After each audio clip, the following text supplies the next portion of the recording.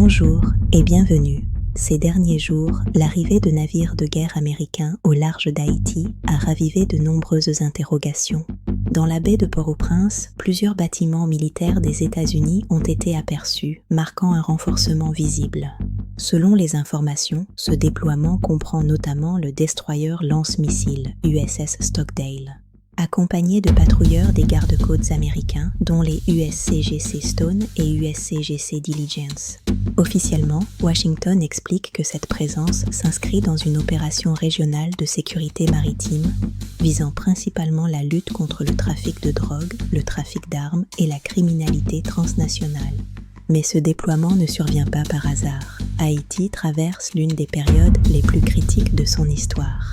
Le pays est plongé dans une crise sécuritaire majeure, marquée par la montée en puissance de groupes armés, qui contrôlent une grande partie de la capitale et des axes stratégiques du pays. Les enlèvements, les violences et les déplacements forcés de population se multiplient sans cesse. À cela s'ajoute une crise politique profonde avec le Conseil présidentiel de transition. Mis en place pour tenter de stabiliser le pays, il approche d'échéances cruciales sans consensus clair. L'absence d'élections et la méfiance envers les élites nourrissent un climat d'incertitude et de colère. Dans ce contexte, la présence de navires de guerre américains est perçue de manière contrastée. Pour certains, il s'agit d'un message dissuasif destiné à empêcher toute escalade régionale et à sécuriser les routes maritimes tout en protégeant les intérêts humanitaires étrangers. Pour d'autres, ce déploiement envoie aussi un signal politique fort.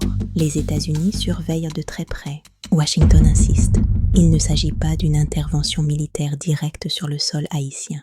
Leur objectif affiché est de soutenir la stabilité régionale et une solution politique haïtienne. Toutefois, l'histoire des relations rend ce type de déclaration particulièrement sensible pour la population. En Haïti, les réactions oscillent entre inquiétude et résignation face à cette présence navale.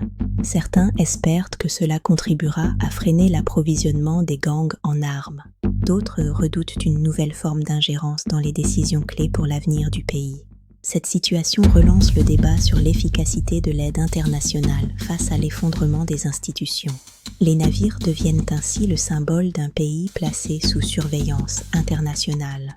À la croisée des chemins entre assistance internationale, pression diplomatique et quête de souveraineté. Alors que les prochaines semaines s'annoncent décisives pour l'avenir politique et sécuritaire d'Haïti, la présence de ces bâtiments rappelle que la crise haïtienne est désormais régionale et internationale. Sur ce, je vous souhaite une excellente journée et merci de vous abonner si ce n'est déjà fait.